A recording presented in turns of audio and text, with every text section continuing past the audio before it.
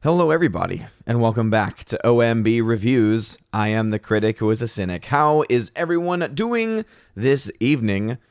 Welcome back to the Welcome to Asgard podcast, episode 308, where tonight we'll be talking about how West Side Story, the newest film from Disney and the newest film from Steven Spielberg, is already bombing, is already performing miserably, making a paltry $4 million in its opening day, Thursday and Friday together, with now projections indicating that the film will likely end up being only $10 million domestically for its entire opening, which is coming in about $13 million or so underneath where original projections were.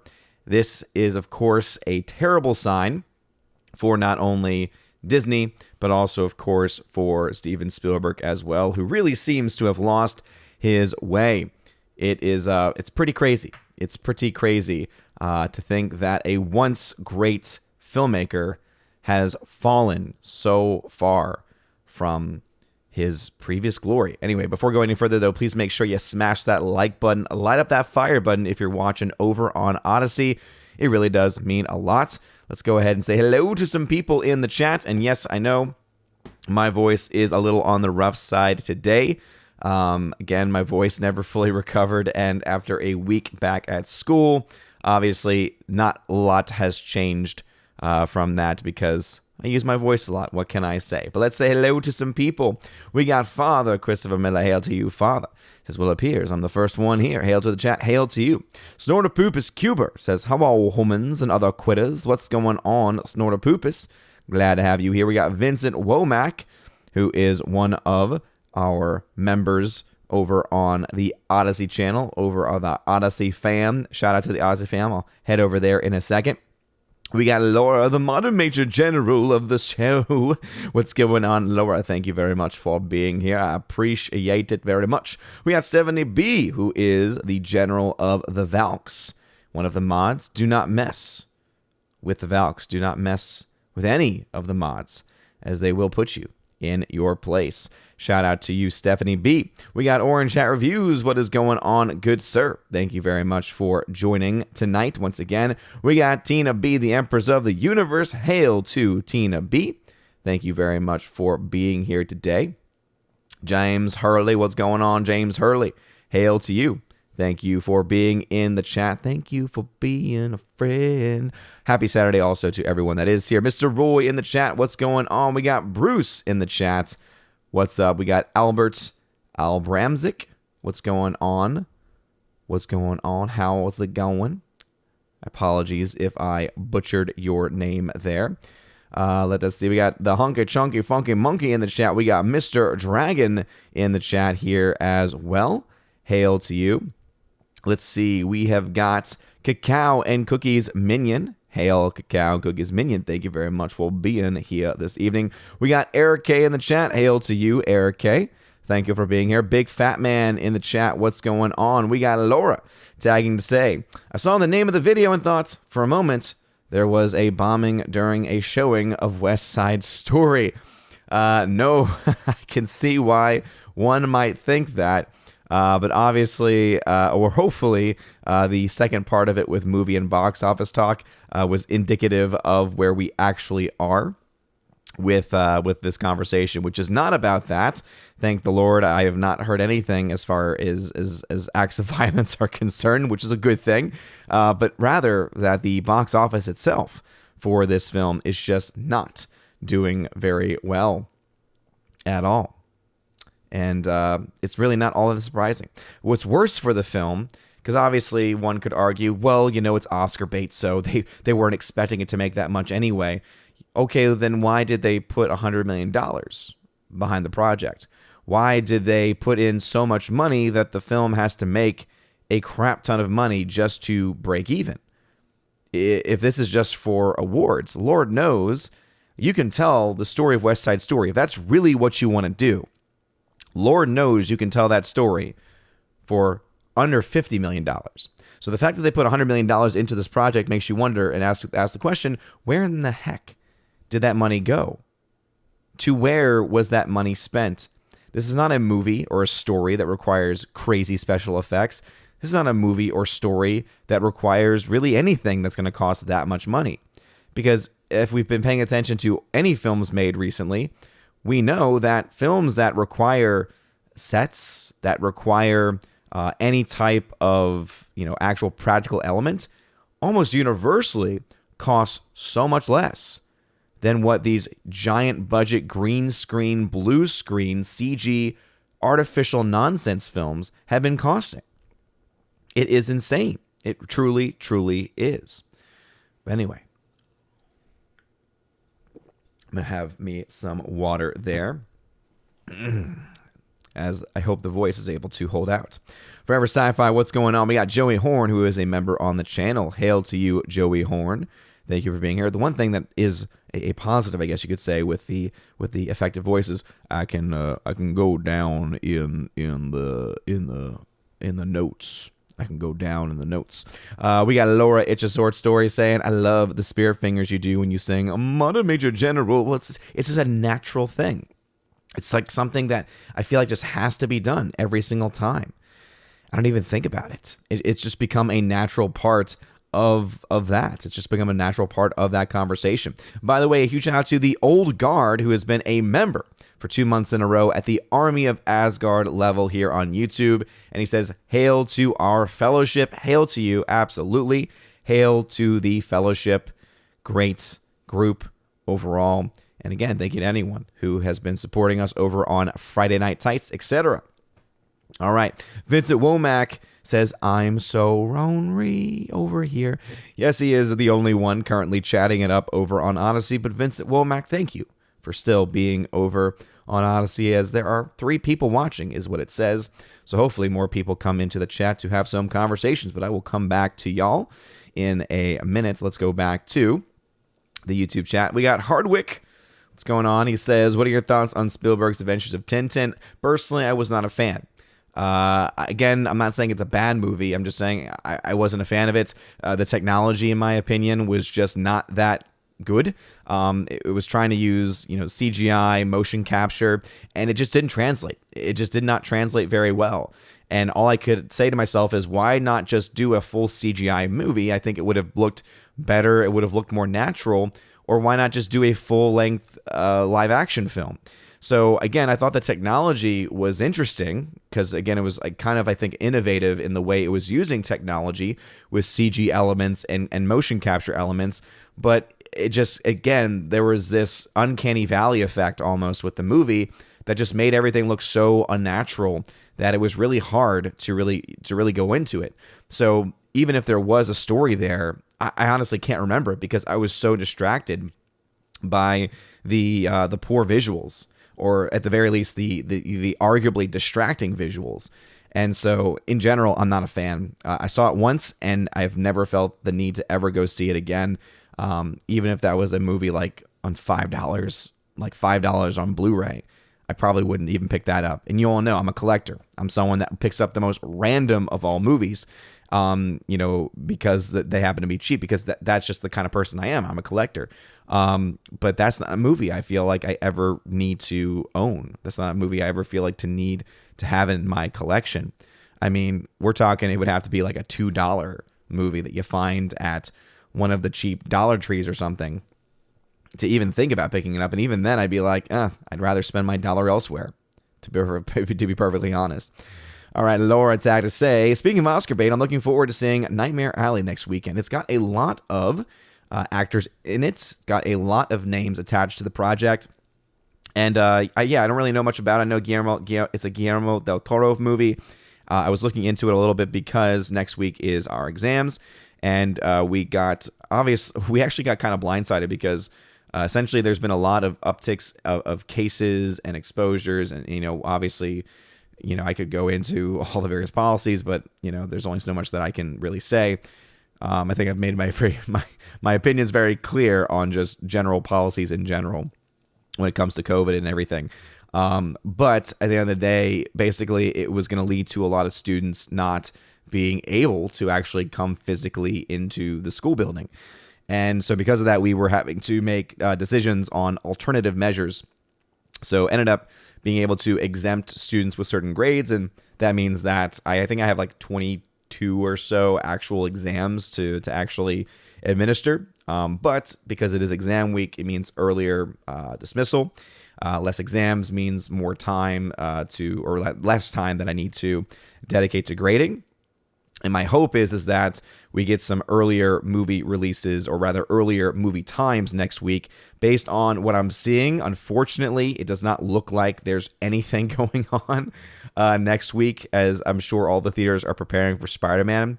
But my hope is that once Friday hits, there's a ton of early options available at the theater that I like to go to, is my hope. That is my big hope. I do have my ticket to go see Spider-Man opening night. I was not able to get an IMAX ticket because the only seats available last week, because again, they sold very quickly. The only seats really available last week were just not very good. And if I'm going to see a movie in IMAX, I need to be like middle of the theater. That's just the kind of the way that I am. That's the way that I enjoy movies. So not having that as an option was like, okay, well, the IMAX experience is just not going to be even worth it. Even though it's included in the AMC A list that I have, it just, again, it wouldn't even be worth that. It wouldn't even be really worth the trip. I'd rather go see it in a less crowded regular screen, but be in the middle, be exactly where I know the sound is going to be best and the overall picture quality is going to be best, looking at the film straight on. But I think that is, that's the best way to view it. But my hope is that because of that film having like all the way up to like 2 a.m. showings, which is insane. It's been so long since I've seen that, since I have seen any film get those kind of release, that they also have some earlier releases that Friday. So if that happens, then that means maybe Friday I can see something, and then maybe the following week before Christmas, I'll have some days and mornings to go see a movie or two, because I would love to start doubling up on some films, as I have fallen behind a lot. Let's see. Slicer says, there are trolls who say I am mixed on my opinion of giant corporations. So I say here on that note, Duck Fisney. Well, that's the thing, is that, I don't think it's that you or anyone else is mixed on opinions. I think it's that we're more realistic. We can call out and criticize big corporations, but at the same time recognize that because these corporations are so massive, it's impossible to exist, really, unless you live completely off the grid. It's impossible to exist without giving something to these corporations, or giving something to these evil countries. For instance, we can talk about all the evils that are going on in China. And I think the best thing that we can really do is raise awareness, remind people of what's going on in China, hope that we are, because of that awareness, more aware of the types of people we are electing and the type of policy that they want to pursue when it comes to the interactions with that country. But to try and say, I'm going to boycott China, good luck. Good luck, because basically then you have to give up every single piece of tech that you have, because at some point, any piece of tech that you have, some element of that tech comes there and comes from there. So that's why the full-out boycotts in general just don't work out in most situations. And the reason why is because there's going to be some property, some element that you are going to be attached to in some way, whether it's tech or whether it is, TV or movies. Think about how many movies Disney now owns, or the rights to how many movies that Disney now owns. It is something that I don't think people that are always on the full-fledged, it's boycott or bust train ever really fully realize or fully think out. And this is something that I myself have had to really try to figure out for myself as well, and have had to become more nuanced in my approach to it, because, we can all try and say, we're going to boycott, but, unless it's something specific that actually can and actually should be, and there's an actual end or goal that's in sight, it becomes relatively fruitless. So we can definitely not support, right? We can definitely do things that put money elsewhere. And I think that's definitely the best thing for us to do in general. But of course, I leave that up to the individual person to be able to make those decisions for themselves. But it is still incredibly important for us to be aware, Let's see. Nathan says, when you're a shill all the way from your first giving bread to your last dying day. I get that reference. Absolutely. One Commandment. What's going on? Thanks for being here. We got Joey Horn, a member, saying West Side Story, or as I call it, Romeo and Juliet Sings. Yeah, that's exactly what it is. It's the musical version of Romeo and Juliet with just different time, place, and cultures involved. But it is an exact same story. For anyone not aware, for anyone that's never seen, there are some who have never seen or ever heard of West Side Story, even the original, who don't know that it's essentially, at the time, it was a modern retelling of the classic Shakespearean's tale of Romeo and Juliet. And I think obviously there's changes and differences that make it unique enough to where it kind of stands on its own as well. And I think it's kind of similar in certain ways. I'm not saying it's on the same level, but similar in a way that Kurosawa, for instance, took a lot of Shakespearean plays and then adapted them for feudal era Japan. And I've even said this in my reviews of those films, that Kurosawa, in my opinion, had the better story, even though it was clearly derivative and inspired by, the Shakespearean plays. I would much rather watch a Kurosawa movie's rendition of a play than ever read or watch the actual Shakespearean play itself. And obviously it's because I'm a lot more biased towards the kind of filmmaking and the kind of storytelling that someone like a Kurosawa is capable of. Let's see. Innovator, what's going on? Innovator, Setsuna, thank you for being here as well. Let's see. Nathan Tag to say, if I'm not mistaken, I think Martin Scorsese's new film cost $200 million to make. It wouldn't surprise me. Scorsese, much like with Disney, often spends a crap ton of money on his films as well. At the very least, I want to say in the more recent years, he's had a lot of high budget films, and that's going to be a bit of an issue because as we've seen throughout this entire year and this entire pandemic, especially, big budget films are very hard to reach break-even points. I mean, you look to Fast 9, I think it's arguable about whether the film was able to make its money back or not. Obviously, you look at the reported budgets on paper and the reported returns, but then you have to take into account that the vast majority of its money came from China, where they notoriously get less money. So how do you calculate that out? So, for the sake of argument's sake, I would say we would look at Fast 9 as being an example of a film making its money back, just like I would say, for the sake of argument's sake, we would look at a film like No Time to Die as having made its money back, right? Performing and outperforming everyone's expectations, my own included, and getting to the point of it reaching its break-even number and its point of being able to make money. And again, I know that there are people out there saying, well, it actually needed to make this or that, but all of that speculation. All we can really do is say, okay, here's the reported budget, here is the likely marketing cost, and here's how much it made, and here's the typical amount that studios actually often get. Because if we're going to play the game of, oh, it costs more in marketing or costs more here, okay, well, then you also have to take into account, okay, what kind of tax revenue, what kind of tax breaks did they get? What kind of free marketing did they get? Are we accounting for that in all of these different things? Are there other revenue streams that are not being accounted for here? And when you start to dive down that rabbit hole, it gets messy, which is why I've always been much more confident and much more likely to just stay with the actual reported numbers. I'll give commentary and I'll give context when I feel like it might be necessary or that I think it might be helpful. But in general, I think as long as we stick to those reported numbers, it's really the best thing that we can do. It's really the best way to keep ourselves honest, as it were, and to keep ourselves grounded in reality and not falling too far ahead into kind of the nonsense that can sometimes be spread. All right, see, Super, what's going on? He says, hey, what's up, my dude? Don't know if I can stay long, but want to say hi. Well, thank you for saying hi nonetheless. I appreciate it. Alice McCarthy, what's going on? He says, howdy, Odin. How's it going? How's Thor? I have not watched a crap movie today. Well, hey, that's a record for you. I feel like you're watching a crap movie every single day. So I'm proud of you. I am proud of you, at least for now. Though I'm sure you will do something in the coming days to disappoint me, probably by watching a terrible film and saying it's good. Lance Mala says, happy Saturday, fine sir. Is it just me, or is the anticipation for the upcoming Boba Fett show rather anemic? I feel the damage inflicted upon Star Wars this year is significant. Yeah, I think anemic is definitely a good word for it. I mean, I know I'm not excited for it.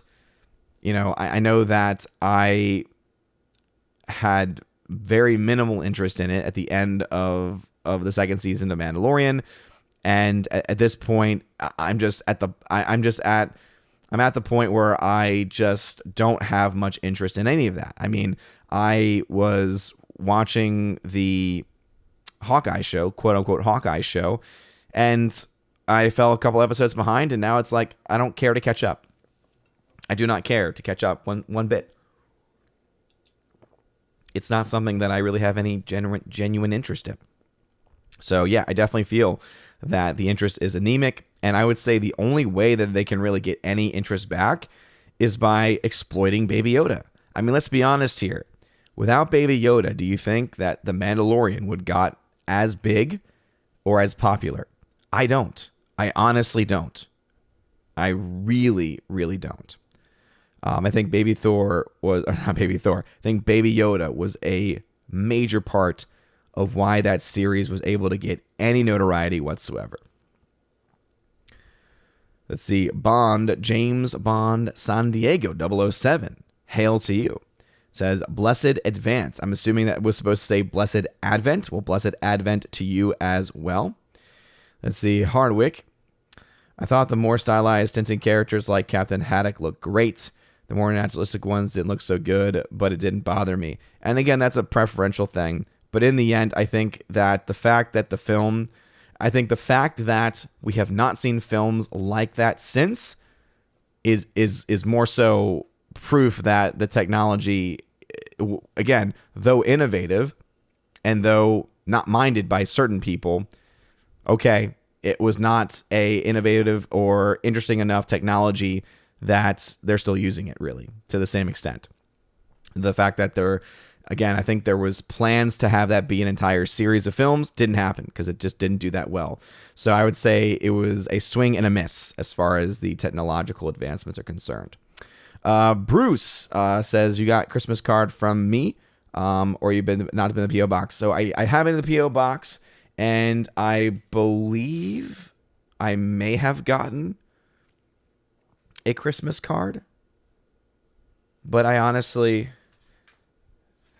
honestly not sure, because I had all of the items that had been picked up in the last P.O. box run, and I can't remember if that was in the stack or not.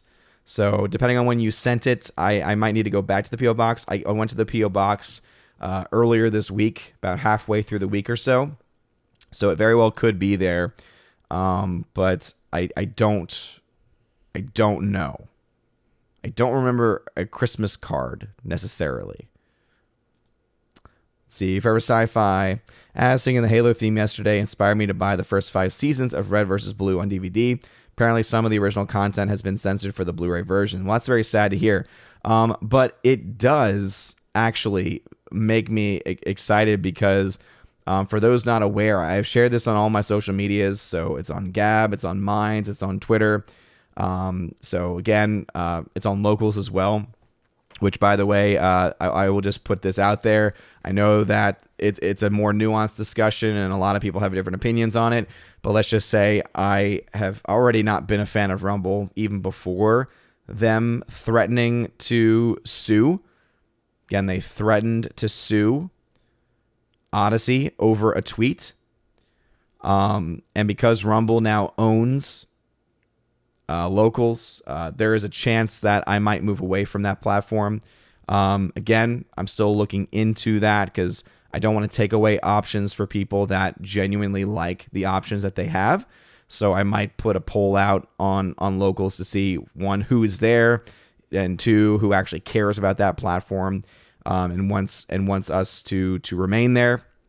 But anyway, since it does something that reminded me. But with all that being said, what I posted on those social media platforms is that right now there's a limited time deal for Batman the Animated Series. You can get the entire series on Blu-ray for $30. That is a steal. I think the set normally goes for $80. It's been on sale for a while, around like 50 or 60. It's on sale right now for $30. You get the entire Batman, the animated series, for $30. It's on Amazon. So again, I would recommend, if anyone is a fan of Batman the animated series and you've never bought it before, go ahead and pick yourself up a copy. I did buy two copies, so that way at some point I can use one as a giveaway as well. By the way, I saw Evan S. is in the chat. Evan S., there was no package from you, man. So yeah, I've been to the P.O. box. Nothing. There was nothing from you. So I don't know if that was a mistake on their end. I don't know if it was sent to the wrong place. But I got something from Jason Williams. He had sent me a little slice of pizza.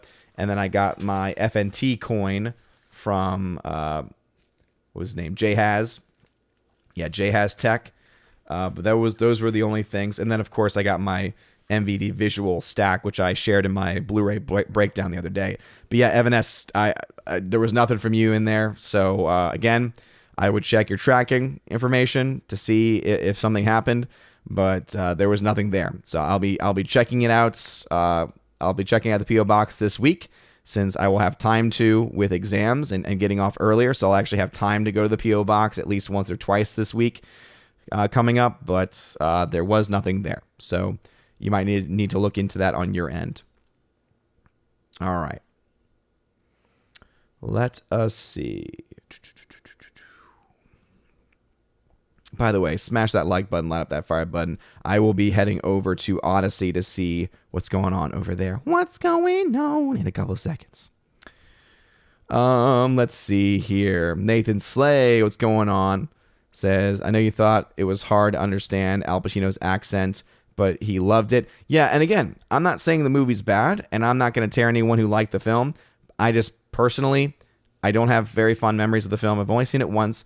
And I really don't have a desire to see it again. And the reason why is purely because I can't understand a damn thing being said. I'm just going to be honest. Let's see. Orange Hat says, is it me or has troll traffic become increasing for us lately? It definitely seems that way, man. I mean, there's been a lot of trolls in my comments who have just been ridiculous. And there's some that try and, do that high ground crap where they're like, I'm not being a troll, I'm just bringing up a good point. It's like, no, dude, when you go, like, there's someone right now who literally is going to like 10 people's comments on one of my videos and responding to their comments and is basically challenging and criticizing them. And it's like, bro, like, how do you not know that is already a kind of red flag for me? Like, when I'm seeing in my comments the same person, because it's comments that I have not responded to. So when I'm seeing someone else already having responded, like in 10 different comments, it's insane. It's ridiculous. It has been an increase, though. It definitely seems like it. And obviously, anytime you spend any time talking about Marvel or talking about Disney or anything like that, I mean, you're always going to get it. Not to mention, I think that I would not be surprised if Disney, or not Disney, well, I'm sure they had an impact. I'm sure that YouTube's decision to get rid of the dislike button has led more people to putting comments, whereas previously maybe they wouldn't have. Because if you think about it, beforehand, people could show their disliking of or their disgust with a product by smashing the dislike button so that people could see it and so the whole thing. The dislike campaigns. Now that's not there, right? That's not there. And so now it's almost forcing certain people, I guess, into the shadows or from out of the shadows to actually make comments. So that is something that I think could potentially be a reason as to why we're seeing that. Let's see. It's a short story. Says Joaquin Phoenix's new Come On movie creeped me out. I don't know anyone else who saw it. Not sure if it was just me. Wow. Yeah. I mean, I've heard of it. I've heard the name of it before, but I really don't know much else about it, to be perfectly honest. But if you're creeped out, I don't know. Is that a good thing or a bad thing? Coliseum Builders, what's going on? Says, except Juliet does not die in West Side Story. Well, spoiler warning, Coliseum Builders, for those that haven't ever seen it, even though the story's been around for, 50 years plus at this point. Yeah, exactly. So, and that's why, that goes into the point I was making, though. It's unique and different enough where it stands by itself. And I think that's one of the reasons why. One of the many reasons why. It's definitely inspired. There's no doubt about it. But I think that it definitely also is able to stand on its own. Ironhead 2008, what's going on? Yes, exactly. And he did others too, by the way. He had several films that were inspired by Shakespearean plays, and I just thought that his movies were better. Slicer, I'm glad you've monetized. I'm glad you're monetized, bro. But that is now 3 commercials that have interrupted the stream. Slicer, I have no control over those commercials, so I don't know what's going on with that, man. I apologize. That is why I do multi-stream. So I am live on D Live, where to my knowledge there aren't any ads. I am live on Odyssey, where to my knowledge there are not any ads. So I'm also live on Twitter, which I'm pretty sure they don't have ads. So there are options. If ads is a big problem, those are places that you can go. Obviously, commenting and conversations is mostly going to happen on YouTube. I guess that's one of the trade-offs that you have to unfortunately put up with.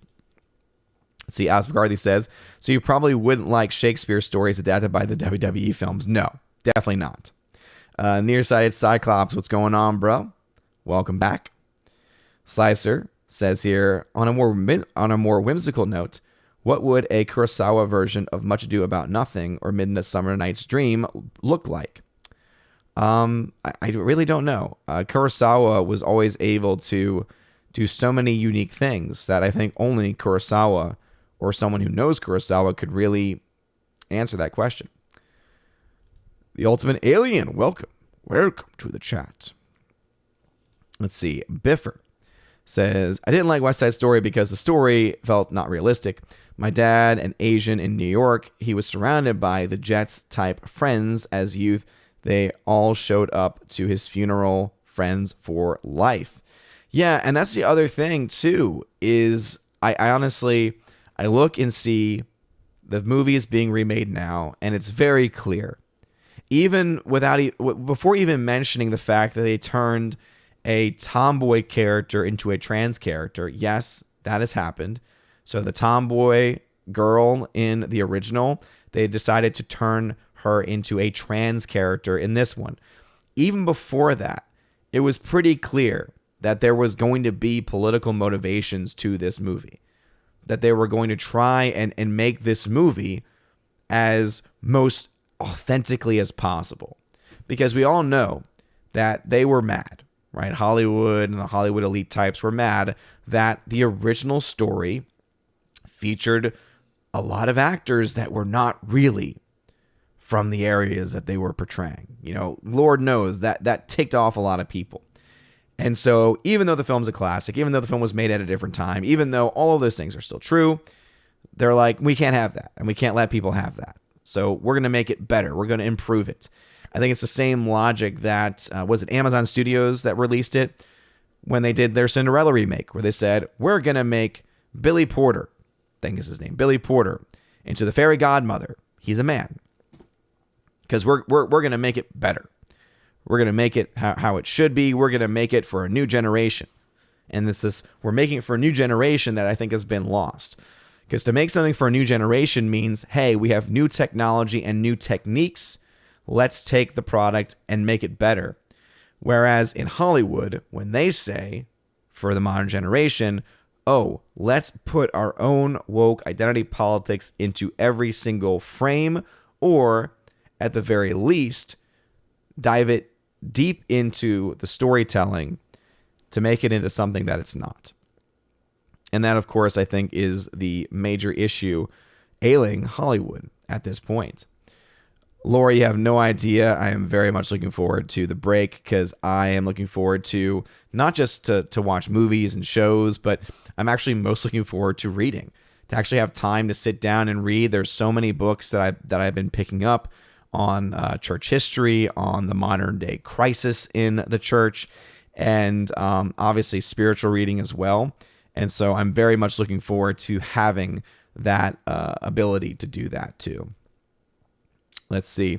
Left Crossed tagged to say, what's up, Odin? Hope all are safe for those crazy tornadoes. Yeah, I will say that I have been very lucky. We were not impacted by that. We were under a thunderstorm warning, but that was about it. Biffer, I know you're one of my guys on locals and says, I don't care about locals. Yeah, man. And it's, yeah, I mean, there's, I think, 3 or 4 people over there, and only one of them am I aware of that is actually like ingrained in the local system. And that is Viva Barnes. By the way, shout out to Viva Barnes, because he was like the first supporter I had on locals. And so he's been very supportive of me and of a lot of other creators over on that platform. So I'm a huge, obviously I will give a huge shout out to him for that.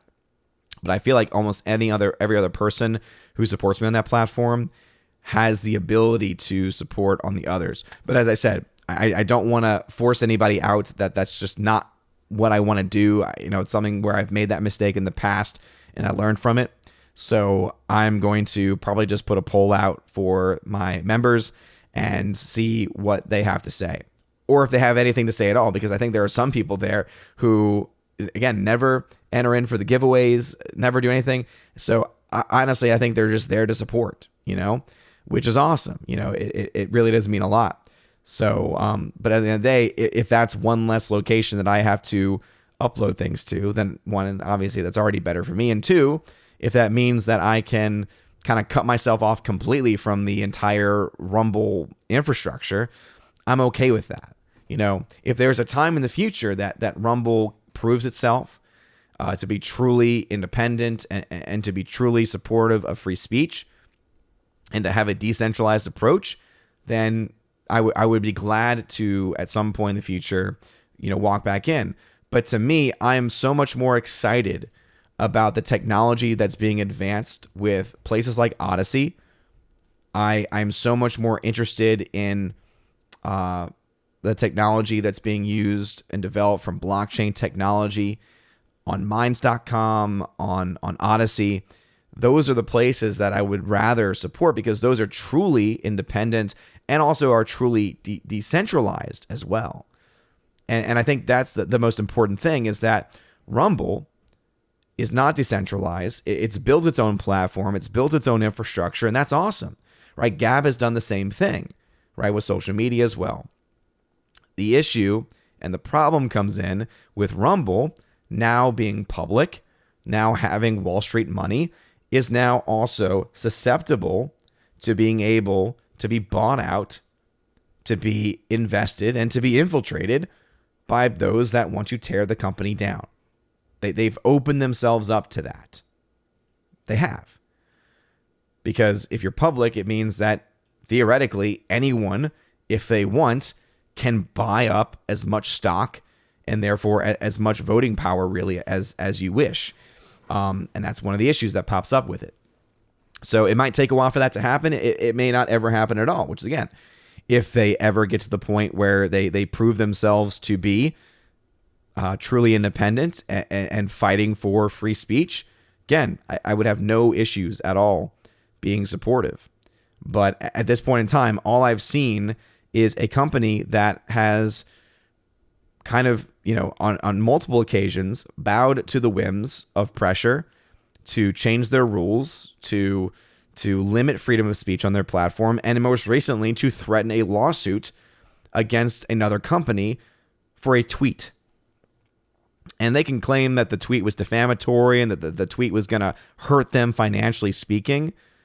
But if you actually look to the tweet in general, I'm sorry, it's really hard, I think, to make that kind of an argument. And to me, the lawsuit threat was just a flex, I'm not sure. It was just a giant flex on their part. And it's not cool. And we can go into the nitty gritty about, well, Odyssey shouldn't have done it in the first place. Okay, look, I agree. There was a great video I saw actually on Odyssey from someone who is in both platforms, who has no dog in the fight. And he said, at the end of the day, I just don't want these platforms fighting. I don't want these, and I agree. I definitely agree with that. And so if there's blame to be shared on both sides of that, I would agree. The issue, though, is, to me, what Rumble did is much more egregious. What did Odyssey do? They put out a tweet. What did Rumble do? Threatened a lawsuit. Again, I think anyone who's even kind of outside of it or inside of it would say, yeah, one's not like the other. Anyway, Bruce says, okay, I think you would recall if you had gotten it. Okay, yeah. Because I got a lot of stuff, but I honestly did not remember that. I did get some chocolates, though, and I mentioned this in a previous stream, from Laura, the Modern Major General, and we're almost done with them because they're delicious. And my wife didn't at first realize this, Laura, that they were specialized, like that they were actually catered towards our likes. Because when she started reading the list, she said, oh, like, this is just an interesting mix of things. Like, I never thought that this would go together. And I'm like, yeah, because it's custom. And sure enough, when she looked at it, she's like, oh, that's so sweet. So shout out to Laura for sending some amazing. It's the old-fashioned C's candy, which I took a picture of it, and I was going to send it over to Laura, but I figure I would just mention it. That apparently C's candy is based off of the founder, Mary C.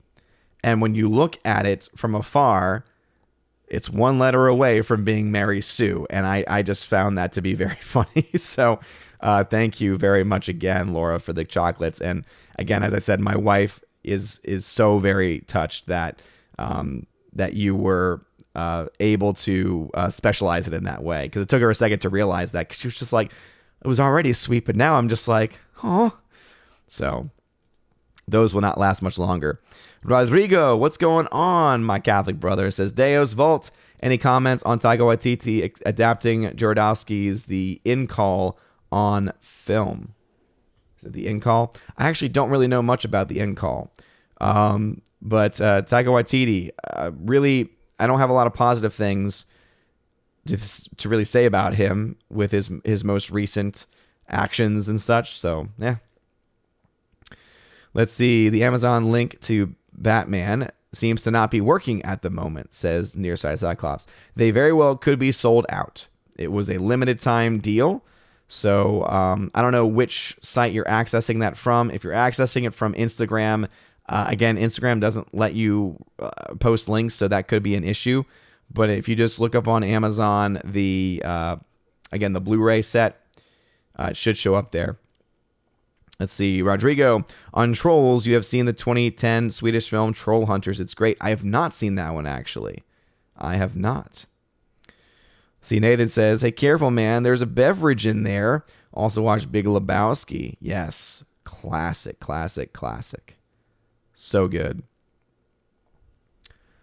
Alrighty, then. Let's see. How did I put this one up?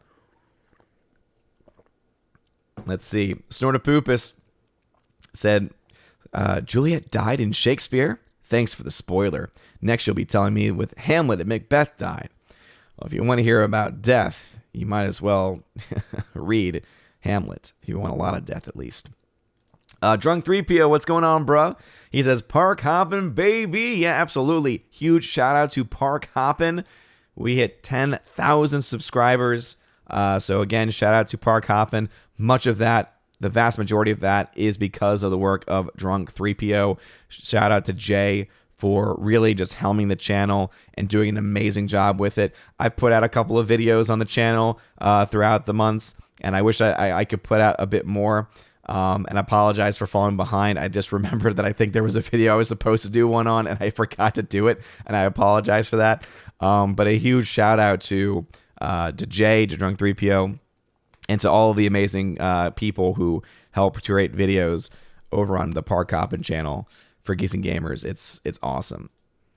Nick Nero says, best part of FNT. Just finished day 6 of ups in a row. I'm tired. Nice drive. Nice to drive home to Odin. Well, thank you very much for being here. I definitely appreciate it. All right, let me see what's going on over on Odyssey, because I'm very much behind over on Odyssey. Let's see. We got Eric K over there. What's going on, Eric? Thanks for being over there. Village Bard over there as well. Let's see. Village Bard tagged to say, if I grew up on the original West Side Story 1961, do you think I like this new one, or should I go in with low expectations? I have not seen the new one, to be honest. I have not seen the new one. The reviews have been positive. I don't trust CinemaScore. CinemaScore is complete trash. It's not reliable. PostTrack, however, is a bit more. 70% or so, 70 to 77% or so of people who came out of the theater gave a strong recommendation for people to go see it, saying that it's a must-see in theaters. So, again, that means that there's about 30% or so who are kind of on it.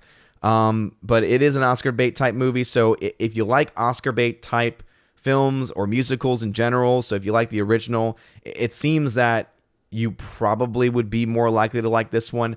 However, what I will say is there do seem to be changes to the story. At least one of them is a character change where, again, they take a female character who was a tomboy. And again, a lot of people, a lot of women connected with that character because a lot of women grow up as tomboys, and they decide to change that character to a trans character, which is not what that character was ever meant to be. So just know that there is going to be likely some of that in the film.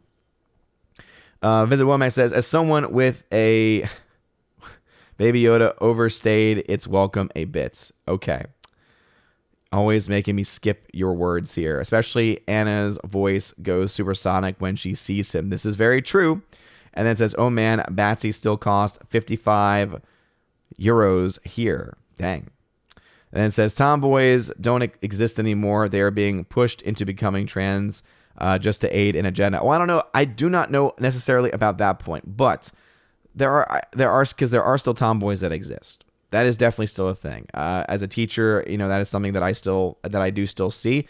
But I do agree that I think that there is definitely a section and a segment that if we didn't live in the current cultural nightmare that we do now, would likely just be going through a tomboy phase, and then as they get older, move out of it. Is typically how that used to go.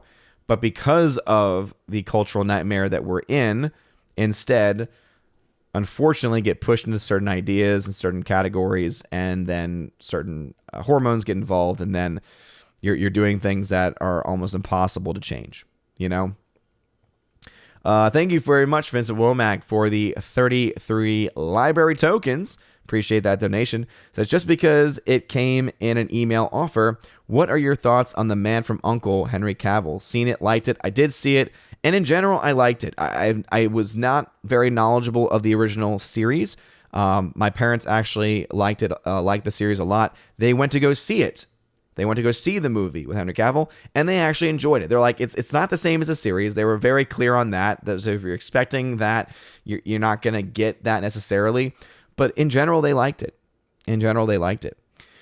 Nobody's Nothing. Welcome to the chat. We got Tony in the chat over on Odyssey as well. And I do not see any other tags over there. Anyway, shout out to the Odyssey fam. I'll head back to y'all once I catch up with YouTube. All right, we got G-Man for the $5 super chat. Sorry it took a while, but I wanted to highlight it on the screen. It says, what movie do you recommend watching with family this Christmas? No young ones. My brother is thinking the new Matrix, but man. All right, if you mean new films, it's gonna be a little tricky. I would say Ghostbusters Afterlife is a good family movie to watch. There are some other films that I have not seen that I cannot really give my thumbs up to yet or not. If we're talking just about movies in general, can't go wrong with It's a Wonderful Life. It is one of the greatest, if not one of the greatest films of all time, if not the greatest Christmas film or Christmas-based film of all time. Let's see. Nearsighted Cyclops says, they are selling out on BTA, Batman Animated Series on Amazon. Only 3 copies left. So Link is jumping to the Warner Brothers store now. Dang, son. Wow. Yeah, man, that's why I jumped on it quickly and I shared it out as quickly as I could because Lord knows that kind of deal does not come around a lot. I don't even think that deal is going on over Black Friday, Cyber Monday. For those that are just joining, there was a $30 sale for the entire Batman the Animated Series. $30 for the entire series. And so I picked that thing right up. And I'm glad that anyone who was able to pick that up from my link, I'm very happy if you were able to. Hannibal Grimm coming in to say, Fossy. Yes, absolutely. Thank you. Ellie Yap, what's going on? Welcome back. Welcome back. Guess who's back? Shady's back. Jeremy Zakowski says, I think Hollywood realized that their movies aren't woke enough, so they're going to keep doing it, and they would rather lose money.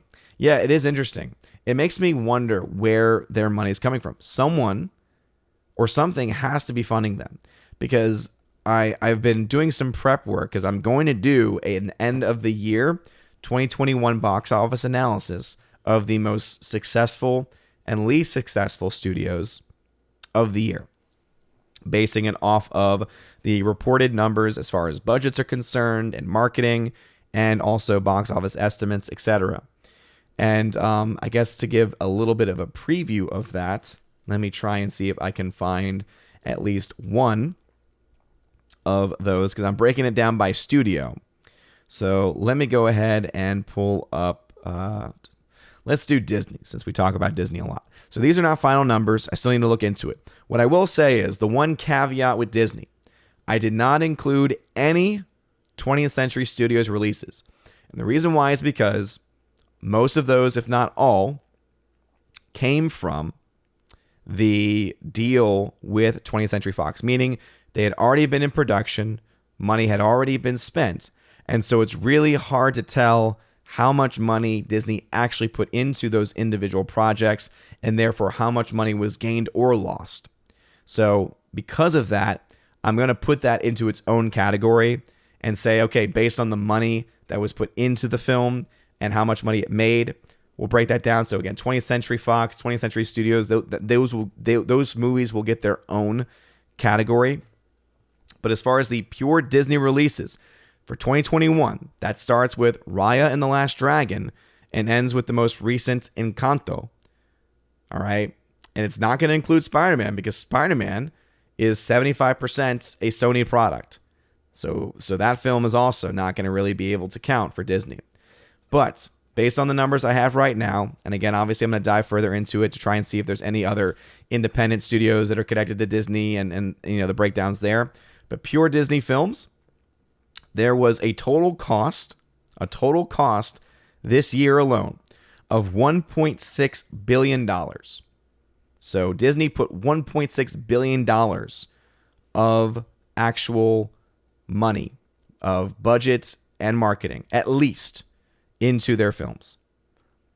Total box office for their films, $1.8 billion. Now, don't forget, the studio only gets 60% of that number. So when you take 60% of that total, and then you subtract the amount of money that they spent, Disney, in this early time, had a net loss of $485 million this year. So that's just 2021. I also plan to do a pandemic total. So going back to Onward, which was the first film from Disney specifically, that to me is going to yield an even higher number, which could maybe even get close to the $1 billion mark as far as losses. But anyway, for 2021, $400+ million total loss, net loss for Disney. Not a good look. Not a good look at all. Nathan Slay, your opinion on Wes Anderson films. I like his films. Not a fan of Fantastic Mr. Fox, but in general, I'm a fan of most of his films. Haven't seen his most recent, though I want to. Laura says, speaking of Wheel of Time, I lasted 38 seconds because the lead actress said that men can't be trusted with magic or some other similar anti-male rubbish. Yeah, I guess for me it depends on how it's said and in the context about whether I could actually get through that or not. It was a show that was recommended to me and my wife. Actually, we were at a work party for her, and one of her friends recommended the show. And there was a lot of things that I could have said, but I was like, I'm gonna hold off. And I just made the comment of, I've heard some bad things about it actually. So hopefully we just leave it there. Soul Assassin says, so how about that juicy Smollett guy? Hope he didn't beat himself up over the jury verdict. The other thing with that one, I'm more interested to actually see what they do as far as the actual verdict, or not the verdict, as far as the actual sentence. And the sentence is not going to come out until what, January, maybe even February. Like, the date hasn't even been put out for that one. There's a conference that they've scheduled for January, but they have not put out anything for, at least last time I checked, for the actual sentence. So is he going to be made an example of and have the book thrown at him and be in jail for at least a year or two? But I don't know. I could see them giving him a slap on the wrist, to be honest. Alex McCarthy, the Odin app coming soon. You act as if I somehow have that kind of knowledge, because I really don't. Forever Sci-Fi says, Rumble's like Fox News. It's there to give the other side the illusion that they have something of their own. I think that's a great analogy, dude. Forever Sci-Fi, I think that's a great analogy. Because Rumble really is becoming that. Not to mention, though I will admit Rumble does have a lot of voices on it, most of them do skew conservative. Most of them do skew right. Whereas if you go to a place like Odyssey, it's all over the map. It is all over the map. Like, there are just so many different areas, and people are succeeding in those different areas. Now, I will admit, I have not used Rumble a whole lot, so if I'm off base and you're a Rumble user, let me know. But it seems to me that the things that get any traction on Rumble are all news politics shows that all lean to the right. And that's not to say that there's anything intrinsically wrong with that. But again, if you are going to receive the attention that you're wanting as a free speech platform, and you're wanting to sell yourself as being the alternative to YouTube, you can't just be an echo chamber. You cannot just be a place known for that. That's one of the reasons why places like Gab have not taken off as much. That's why, as I mentioned previously, I am much more drawn to places like Minds.com and Odyssey, because those are completely decentralized platforms, and there are therefore a lot more options and just a lot more voices there because of it, naturally. Again, Laura, thank you very much. Appreciate the heart. You are awesome. What did Taika do? Oh, I mean, the typical Taika stuff. I mean, stuff that has been reported for a long time now at this point. 70B, I already shouted you out, girl. I already shouted you out. I saw you in the live chat saying, notice me. You've been noticed. If there's a comment that you want read aloud, please tag me. I'd be glad to highlight it. But I've shouted you out already. I always give you shout outs. I saw your name before I did that of Tina, Empress of the Universe.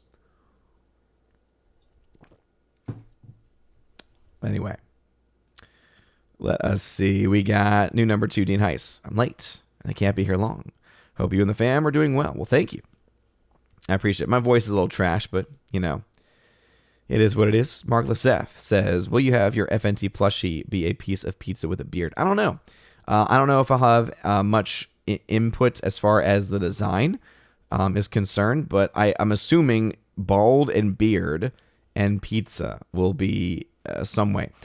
We are really just in the finding out about what to actually, finding out if we can, and more logistics before anything else. So, yeah, it's still very early on in that process. So I don't really know exactly what those are going to look like. Sizer says, I once read about an author that rewrote Macbeth being a murder mystery with Ophelia as the lead character. She faked her death to expose the killer. Interesting. There are sometimes adaptations that happen where characters are given different motivations and stuff, where I think that it's interesting. I mean, I think a good example would be Rosencrantz and Guildenstern are dead. I mean, you take two completely worthless characters from one of the original plays, and then you make them the center of attention, and obviously comedy ensues. Basically, there's a way to do it right. Let's see. Dean Heist, who's a member, says, I will not going to see the new West Side Story. No way they can top the original or even come close. Yeah, that's kind of my feeling about it. Though, as I said, having more time, if I'm able to do a double showing of that, I might be able to pull an old razzle dazzle. If you followed me for a while, you know what I mean by that. Saja Neon says, which sounds more interesting than the real book I read, which was supposed to ancestor Shakespeare try murder, said author. Okay, none of that made any sense, so I'm not even going to try to reread it. My brain and voice can only handle so much. Meatball, what's going on, good sir? Thank you. Forever Sci-Fi says, I just got Batman the Animated Series a few minutes ago, so it's there. I also got the Battlestar Galactica complete series on Blu-ray for 50% off, $50 instead of $100. Nice. Very cool. So it sounds like it is still there. It might just be the link. Keep in mind that the links that me or anyone else shares to a product is to a specific seller of that product. So that specific seller can run out of a product, but other sellers could exist selling the product, if that makes any sense. Because I've run into that issue before. Nathan Slay, I know the perfect family film to watch. It's not Wolf of Wall Street. That is a lie. It's not a family-friendly movie. Anyway. Ooh. What? Oh, I did not want to do that. How do I unpin this? Sorry about that, Alex McCarthy. I was not trying to pin that message. I don't know what happened. A Christmas movie with MJF and CM Punk would be neat. Oh, man, their rivalry has been fantastic. Has been absolutely fantastic. Rodrigo, I think Hollywood sees their loss of influence, so they're willing to bomb films. Kids these days don't watch movies like they would growing up. They just stick to social media. But that's the thing, is that they have to be making the money else. They have to be making the money somewhere. They can't just waste, over $1 billion in spending, only to lose 400 plus million of that. So to not receive any return on that investment, unless they're making money back somewhere. Like, no company is just gonna lose hundreds of millions of dollars for no reason, unless they're able to make some money back. So again, it makes you ask that question of whether or not they're able to make money back elsewhere. There's Stephanie B. Let's see, Dominic. I'm considering moving to Tennessee. Any places I should avoid? I was thinking Chattanooga. Dominic the writer, I would say Chattanooga is a pretty cool town. I will say, just like with any city, there are imperfections. What I like about this area is that it's a very moderate area. So you have liberal people, you have conservative people, you've got independent people, you got people all over the map, and I think that is what makes it unique. So it is definitely still a city. So it still has the issues of a city, but it's not a huge city. And so those issues are I think, rather more limited. I would say the state itself is great. Not having a state income tax, for instance, is awesome. So it really just depends on where you move. It depends on where you live. Let me just say that Knox County, whose mayor is former wrestler Kane, Glenn Jacobs, if I was ever planning to move anywhere at all, it would be to Knox County just to have Kane as my mayor, because he is an awesome dude. But anyway, I digress. Hardwick, did I understand you to say that there's a transgender character in the new West Side Story? That's the first I've heard of it. Yep. Again, they've changed the tomboy character into a trans character. You can go ahead and look it up for yourself. It's even in the Wikipedia.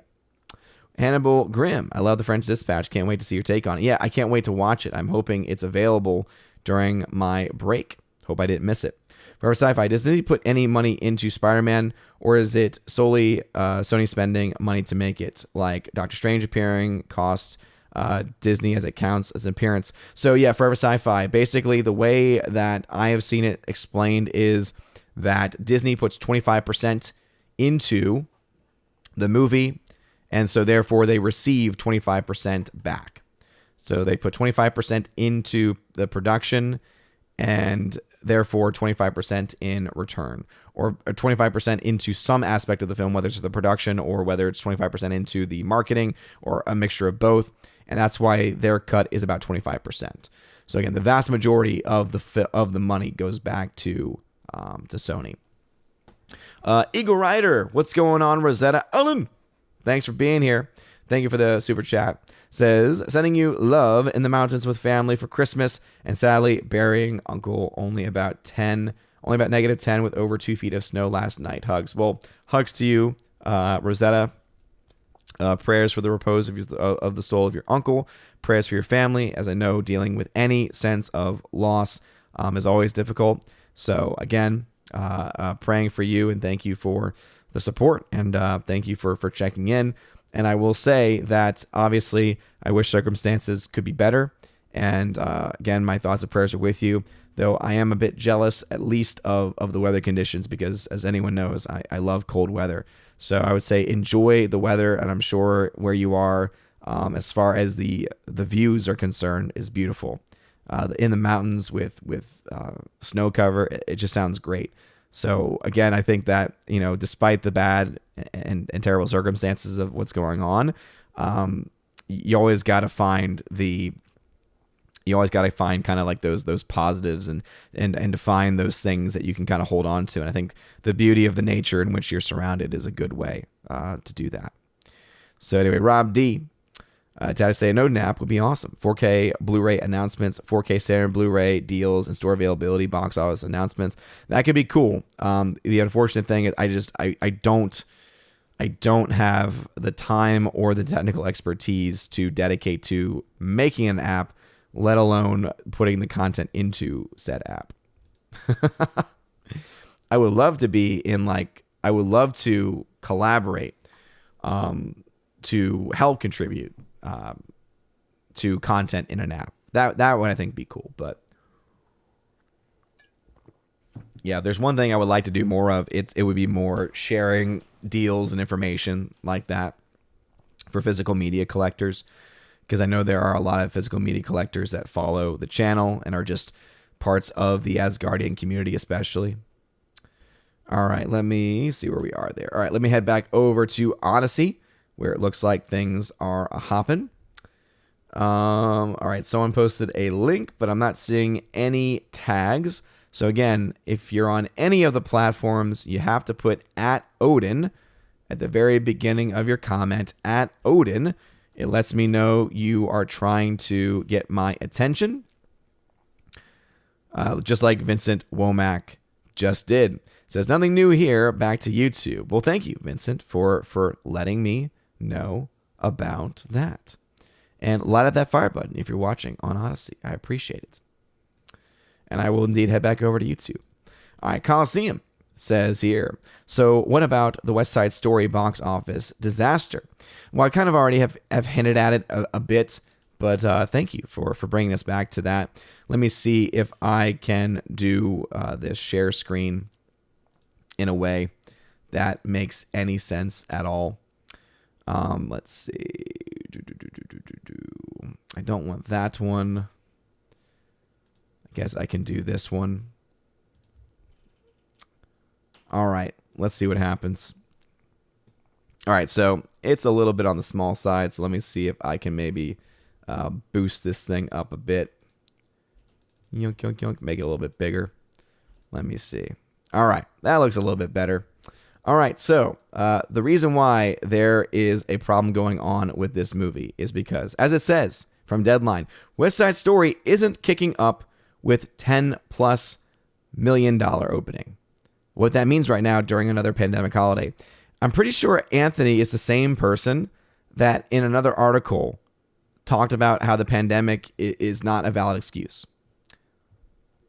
Again, interesting that they're always changing their own narratives. But anyway, the Saturday AM update says that this film, so again, 20th Century Studios / Disney / Amblin, made $4.1 million on Friday and is expected to make a total of $10.2 million. The reason why this is a massive financial disaster is because this film cost $100 million to make.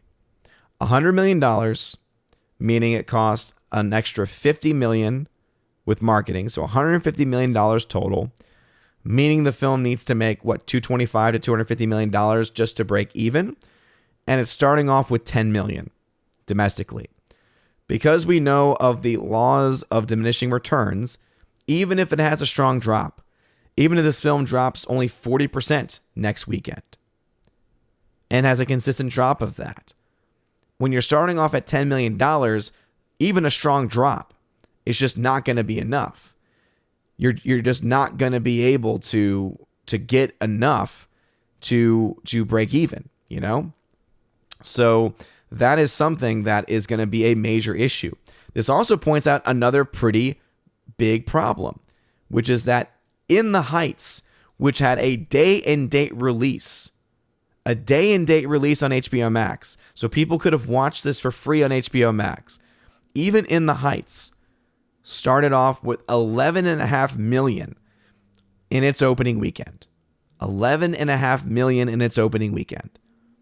So even with those that hate math, as I know Stephanie B hates it, can see that for a movie that came out on HBO Max the same day to make about $1 million plus more than what this film is expected to make, which is theatrically exclusive, is a big deal. And I pointed this out earlier on, and it does need to be reminded. They clearly did not have a lot of confidence in this movie. And the reason why we know that is because they only released this movie in about 2,800 screens. So 2,800 screens.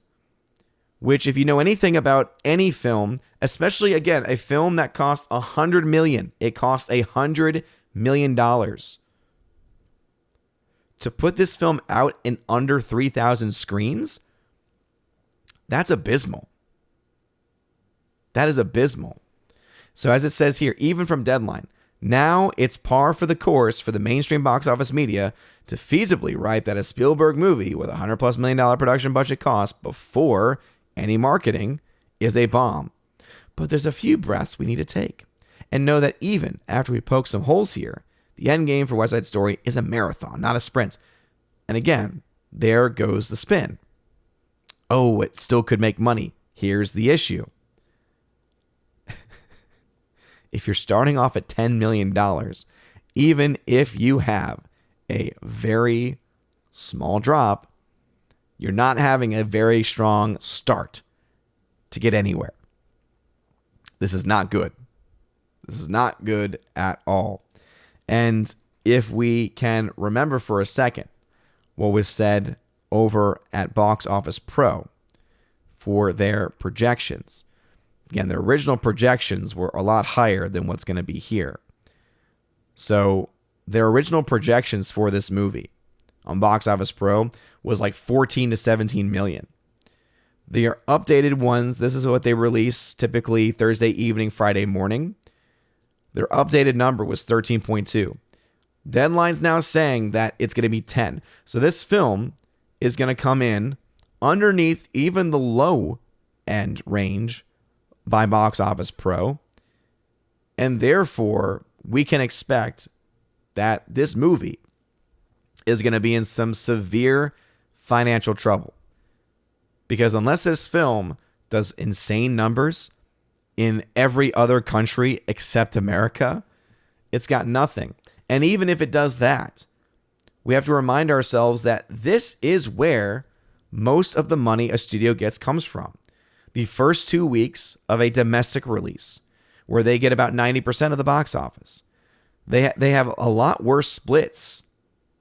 They have a lot worse splits in other countries, especially in China, where it's again, depending on the country, it can be anywhere from 25%, like in China, to 40% in box office or in foreign box office numbers. So it is just, it's an abysmal outlook for this movie. It's not looking good. So it's got a lot of problems going ahead of it. But anyway, since it was asked. Hannibal Grimm, Rosencrantz and Guildenstern Are Dead was great. I actually got to see, my little brother was in theater as well. And he was actually, I believe he was Rosencrantz. And it was awesome. 70B says, if I could read, I would feel really bad about what you said. Wait, what? What happened? What did I say? Did I say the wrong thing? Nathan Slay, I know I might be wrong to write off all film having not seen it, but I have such a bone to pick for most remakes nowadays, so I just cannot help but roll my eyes. Yeah, no, and I think that's a fair thing, right? Is that, remakes and reboots in general are by their very nature useless. Because typically when it comes to a remake or a reboot, they're things that people are not asking for in any way. And yet Hollywood continues to try and shove them down everyone's throats. Zukowski says, methinks that George Soros might be funding Hollywood. No, never. Culture Casino. What's going on, Culture Casino? Thanks for being here, man. And I always appreciate the shout outs in your morning streams. Tina, Empress of the Universe, always lets me know. Says, West Side Story flop was inevitable. We saw it coming. I think we are looking at an open around 11 to 13 million. According to Deadline, it's looking like 10 million, man. So again, Box Office Pro and some of the other box office experts, they were having that range of around 11 to 13 million dollars. Deadline thinks that it's going to be less. And if it only comes in at around 10 million and comes in underneath the minimum of that range, it's lights out, man. And I will agree with Deadline to a point that it is a marathon. So the film will be making probably small drops week on and week on. The issue is that if your starting off point is already so incredibly low, even if you have strong holds from week on to week on, even if you have incredible legs, it's not going to matter. It's not going to make a difference at all. Anyway, let's see. Coliseum. Disney can lose money if they borrow or they use QPM, other people's money, or OPM, other people's money. Yeah. And again, that is the thing I would just love to know is, where are they getting this money from? Because it's not from their theaters. And for a long time, it couldn't have been from their parks because their parks were shut down for so long. Rob D. We need a Christmas movie with Brie Larson playing every role. No, we don't. We do not need that. We do not need that at all. Alice McCarthy. I'm watching a wholesome Christmas movie called Snow, starring Tom Cavanaugh. I have not heard of that. Jacob Chalcedonian son. Welcome. Left Cross says, have you read Kane's book? I definitely recommend it if you haven't. I have not. Is it one on wrestling or is it one on libertarianism? Because he's a fascinating person. I mean, you look at him as a wrestler, as Kane, and you probably have this image in your mind of the kind of person he is. And then you see him talk and you're like, this dude is actually one of the most intellectually strong persons that I think has ever been in professional wrestling, and so much so to even get elected mayor of Knox County. I mean, the dude knows his stuff. The dude is not just someone who can run on name recognition. He can run on policy. He can actually run on political philosophy because he understands it. He knows it. He reads it, So I'd be interested to hear if it's one on his political philosophy or if it's one on his wrestling career. Bruce says, my wife just yelled, the TV back on. It's been out since the storm rolled through last night. Oh, nice. Well, hey, I'm glad that it's back on. Rodrigo says Hollywood money came from some places that fund liberal universities. The 2020 summer rioters, corporate news media, leftist politics, etc. They're all just mediums to influence and control. And I would think it would be incredibly important for a independent audit of these companies, of these studios, to see exactly where the money's coming from. Maybe it'd be a good idea to have some type of, obviously it's harder to do this, I think, with private companies. I think FOIA requests, freedom of information, only really works for public organizations. But yeah, I think something needs to be done, that's for sure. We need to follow the money in some way. Samurai J, what's going on?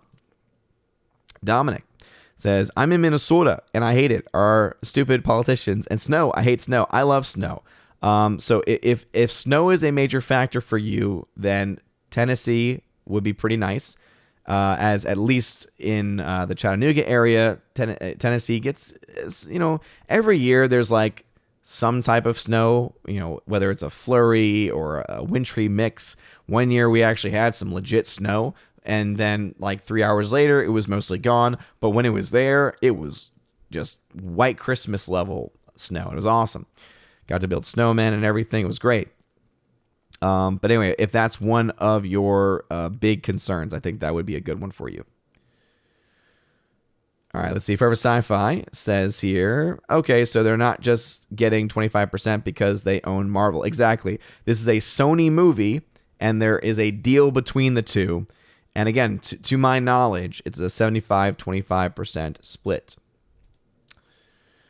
Let's see. Hardwick says, I thought Spider-Man No Way Home profits split 60-40 in Sony's favor. I don't know about that. Again, that may have been the information that I had at the time, but information that I've read more recently has the deal closer to 75-25.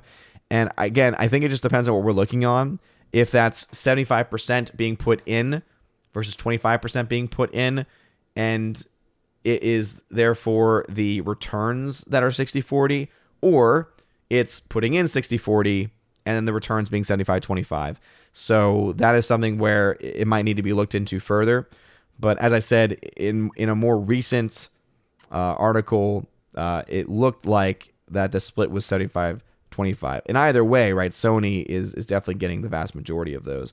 And I think it depends as well. And actually, to be honest, maybe it was a part of the greater deal at that time for that specific movie to get the crossovers with the MCU bigger films. Because you could see how those could be different from film to film too. So I want to say that for this most recent one, though, it's 75-25. Because that could have just been a part of a longer term deal to try and work out getting Spider-Man into some MCU films. Solas says, ever thought of going on Tom Mead's 4K for You show? Yeah, he's invited me. He's definitely invited me on, and I'm totally open to it. The issue is that it's never at a really good time, and I typically don't have a lot of extra time to stream. So basically, only when I am on vacation, when I am on break, do I have any type of extra time. People forget I have a second channel, actually, the OMB Report, where I talk about news, politics, pop culture, or rather just cultural issues. I also very much talk about, faith issues as well. And I take that from a Catholic independent perspective. But I obviously don't have time for that with everything going on. So that's something that I'm able to have time for typically during that time. So I would have more time to do something like that, though, in the future. But yeah, I've been invited, and I'm totally up for it because I would love to talk physical media. Speaking of that, I actually just picked these up today, or rather they just got sent in the mail today. Hacksaw, the same freaking bot.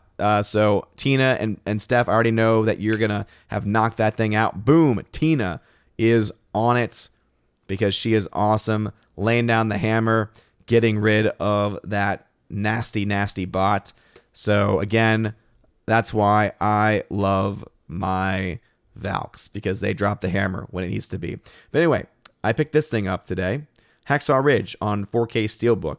So this is a movie where I've only seen it one time, and I was not that impressed by it. To be perfectly honest, I was not that impressed by it. But I'm willing to give it another chance. and it was a pretty good deal actually for what, for having it be the 4K Steelbook.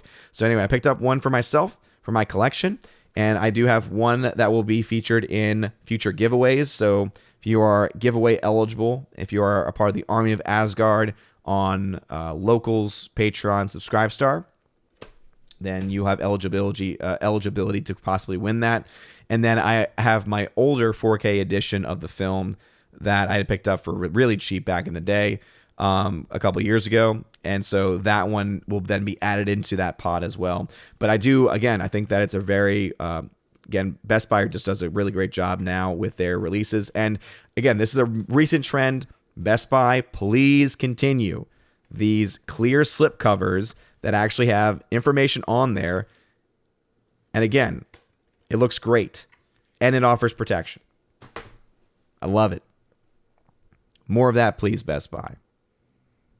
And obviously, please beef up your physical media collection centers because you're doing a terrible job. And I understand you're doing a lot of, I understand that a lot of stuff is going on in obviously pandemic impacted your sales, but please. All right, Mr. Roy says, hey, would it be possible to you make a sales deal channel in Discord? It would be. Thank you. Yes, I could totally do that. The issue only there would be I would need to keep up with that. But obviously, I would allow anyone to post deals there. And we kind of already have that because in the movies and TV channel, sometimes when there are deals, people will post those there. But I can make a dedicated deals channel. I think that's a really good idea, to be honest. Box Office Revival, welcome. Thank you again for being here. Let's see. Hardwick says, find it odd Spielberg including woke elements of West Side Story. He has so much power that he shouldn't have to make any concession to get a movie, and he never went woke before. I think it's not, but that's the thing is that we oftentimes think and put into our minds that people are going to and are kowtowing to these ideologies. And we don't often instead say, hey, wait a minute, are they not going along with basically what they themselves believe and think? So maybe it's not that he's just kowtowing to it before, even though he's never done it before. Maybe it's that now he has been in Hollywood and ingrained so long that now he is being impacted. Let's see. We got one, says Vincent Womack, over on Odyssey. Okay, I will jump over to Odyssey as soon as I can, but I am backed up now on YouTube. And so once I get caught up on YouTube, I will be able to head over. Samurai J, what's up?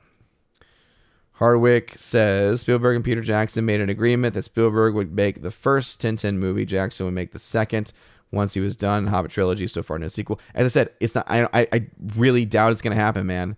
The first one did not do enough box office wise to really indicate any desire.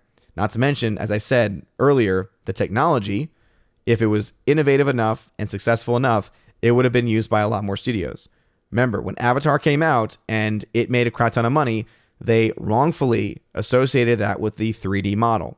Now, obviously, that does have some relevance because the higher ticket prices of the 3D tickets led to more money, but it also had to do with the fact that it was a major release in a big movie, despite the fact that the movie sucked.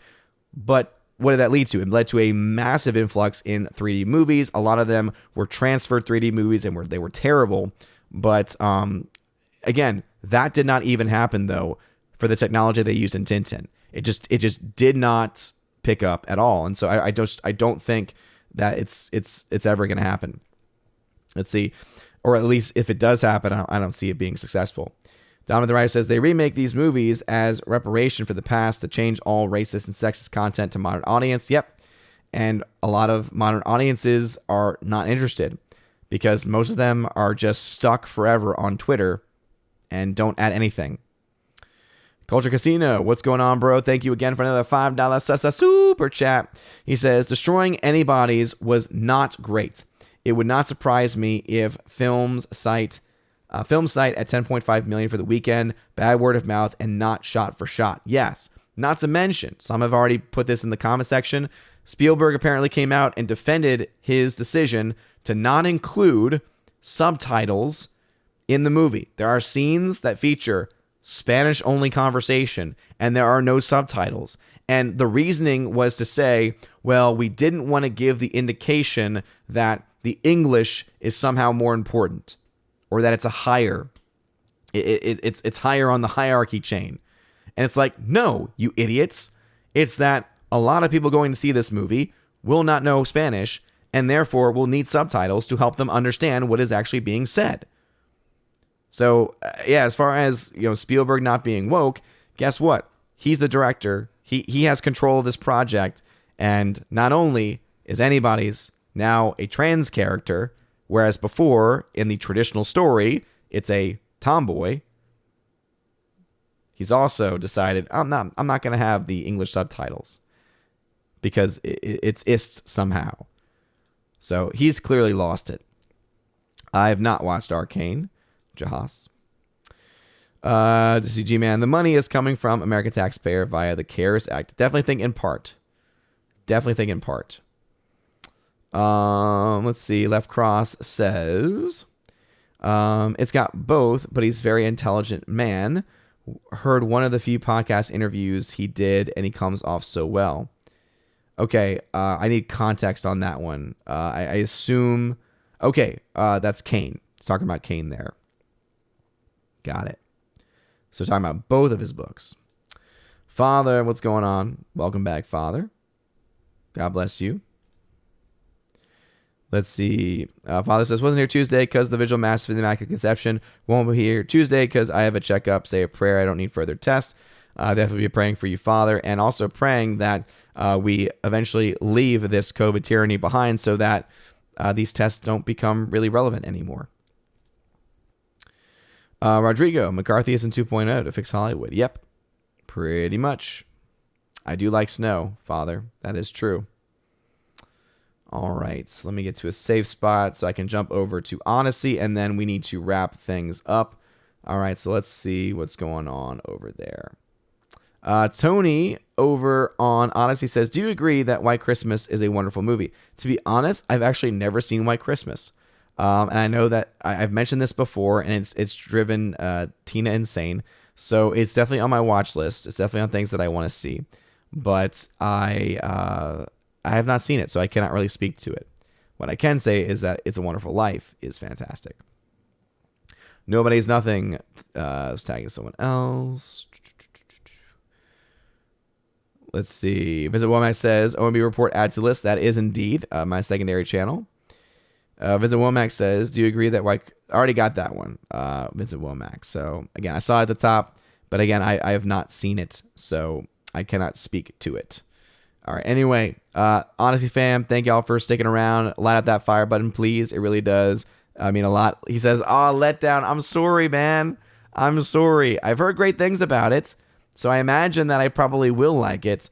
And if I ever do watch it, I will, of course, get back, and I apologize. But Odyssey fam, thank y'all very much. Light that fire button. Let me go ahead and try and see if I can... I might have to skip some comments on YouTube, but I do need to wrap things up because my voice is already going. Gonna make me some tea when I get off. Let us see. Oh, has someone been shilling in the chat? Is that what I'm seeing? Let's see. Hardwick says, I thought Hacksaw Ridge was great. Yeah, as I said, the first time I watched it, I was not impressed. But again, sometimes you go to see a movie in theater, and sometimes a lot of things can impact one's experience, which is why I was willing to get it and willing to watch it again. First Sci-Fi says, Hacksaw Ridge is like Titanic. You only start watching in the second half when it gets to the meat of the story. And I think that might have been the reason why, was because there was a little bit extra time spent on things I didn't care as much about. Punkwaddle, what's up? Valiant Renegade, thank you very much for the $5 super chat. Says, passing through with some monetary support. Hail OMB, chat, and the glorious wrenches. Valiant Renegade, thank you for the love and for the support. See, Jahas says, since No Way Home won't get a Chinese release, do you think it'll hurt Spider-Man's box office results? Maybe not break 1 billion. It will. I still very much think it will, and the reason why is because it's expected to make an insane amount of money domestically. There's some estimates that I've seen that have it getting that have it getting pretty close to Black Panther level. And Black Panther is still one of the most successful domestic releases for any of these superhero Marvel films, especially. So that film made like over $700 million domestically. This film is projected to make around 500 plus million domestically alone. So even without China, as long as it can get to $500 million or so in all of the other international markets, $1 billion is still very much on the table. And also, I don't remember seeing that China was off the table for that movie.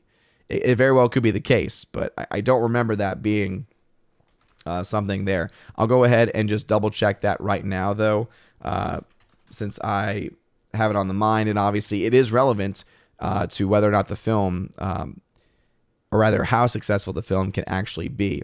So let me see, according to IMDb, which is, as far as releases go, is normally pretty spot on. So according to this, let's see here.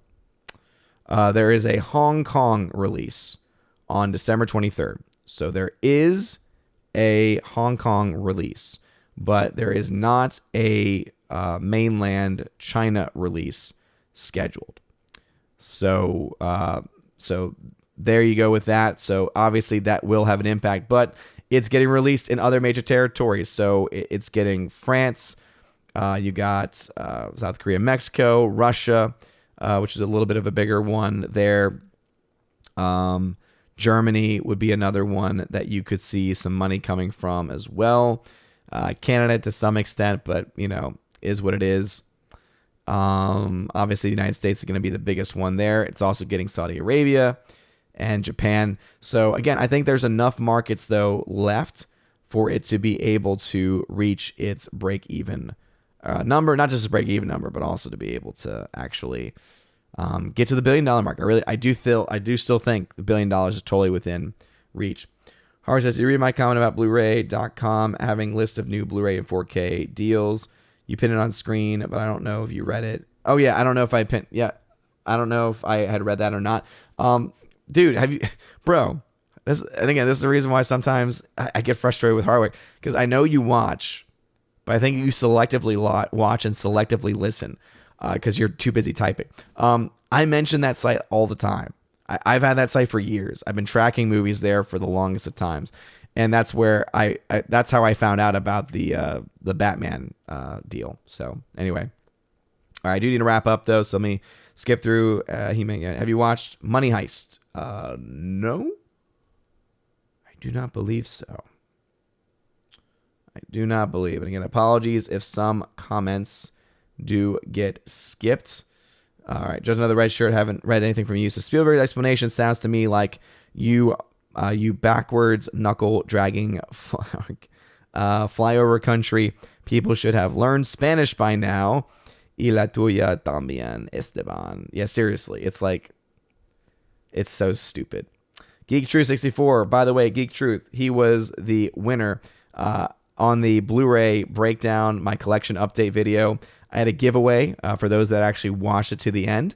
A giveaway of the 4K Steelbook of Ron, and he was the winner there. So that has been sent out, good sir. And congratulations again, Tim Elf. What is up? Let's see. Praying for Soul Assassin, going through some dental surgery. Oh, no. Okay. Absolutely. We'll be praying for her and praying for your family. Again, for a speedy recovery. Let's see. Tina says, White Christmas is not one of my favorite movies for Christmas. It's fine, though. It's one I think you ought to catch at some point. Well, there you go. So it sounds like it's not the worst thing to have missed, but that, it's still something to watch nonetheless. All right, Box Office Revival. I know I was talking to a lot of people in the chat. Says today is the 30th anniversary of Hook. The movie did $13.5 million the first weekend, or closer to $30 million adjusted for inflation. Spielberg seen better days. Hook was phenomenal. Hook seriously was absolutely phenomenal, and yeah, I think that is a clear example of that. Not to mention that film was a classic in its own right, whereas this film is just, again, kind of borrowing off of previous films' success in a lot of ways. Daniel Thor, what happens if you dream of White Christmas and you get snowed in on the day you have a ticket for Spidey? Well, I doubt that will happen just based on the weather patterns here. But oh, drat! If I can't see a movie, worse things have happened. Worse things has happened. Alrighty, so I need to leave the chat there. Anyway, thank you all very much for being here this evening. It really has been a lot of fun. Seriously, from the bottom of my heart, it really does always mean a lot, especially since the Odyssey fam is growing. Great to see the Odyssey fam is growing so much. So I got 14 fires up over there right now, 10 still watching. So again, thank you so very much for your love and for your support over there. And also a huge shout out, of course, to the YouTube fam who are always so incredibly supportive. Thank you for the likes. Thank you for the comments. Always having fun with these discussions. You're great. Shout out, of course, to Tina and Steph, who are my Valks. You're all great.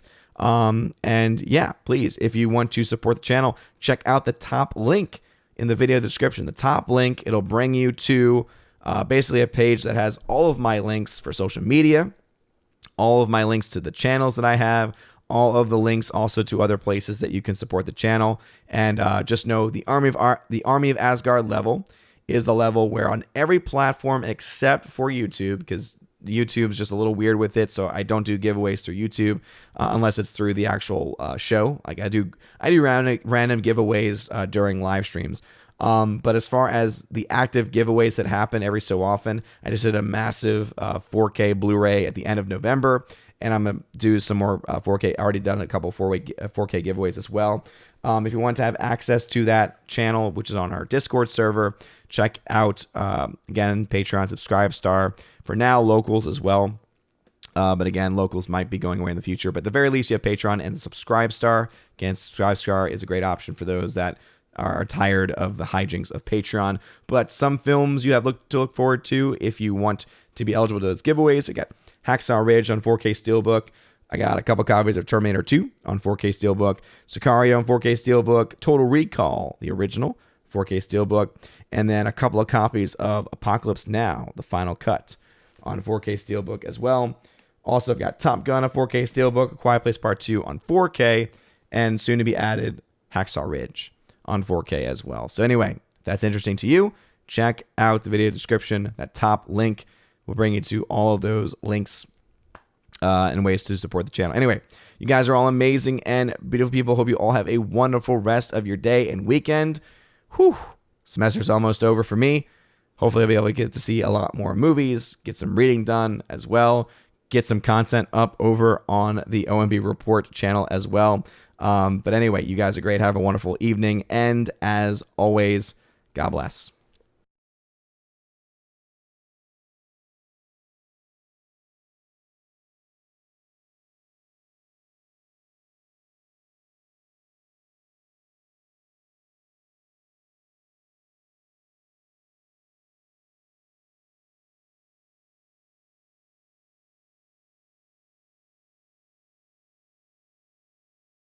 And now for a huge shout out to all of my December Patreon Subscribestar and Locals members.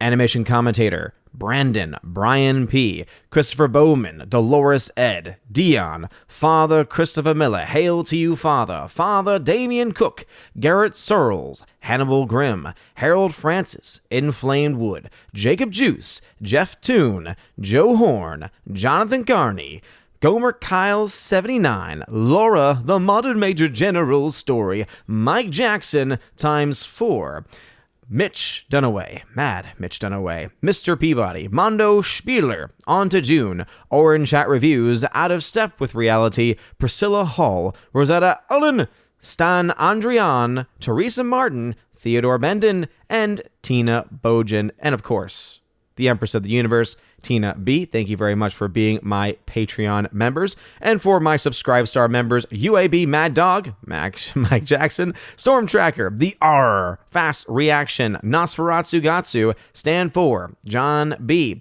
Mr. Roy, Glinzer, J. Alex McCarthy Jr., Dean Heiss / the new number 2, J-Rod, the Beer Guru, and the K-Man. Thank you very much for supporting me on Subscribestar, and to my 4 members over on Locals.com, Kara Tharp, UAB Mad Dog, once again, Mike Jackson, Bifford a Hobbit, and Robert Barnes. Thank you for supporting me on Locals, and if you want to have your name shouted out at the end of every video and live stream, check out the top link in the video description below. It's called Willow, or w.lo, Willow link. It'll bring you to all of my social media platforms and also to all of the various other locations that you can support the channel. You can get access to things like giveaways, where I do giveaways of 4K films, 4K steelbooks, digital codes, all kinds of stuff every single month. Also, there's a level where you get access to all of that, plus an exclusive podcast that I do with John the Flick Pick Flickinger, where you also get to ask questions that we will answer on every episode of the podcast. And at the final level, you also have the ability, the Chosen of Valhalla level, you have the ability to have all of that, plus in your first month, get a free t-shirt of your choice,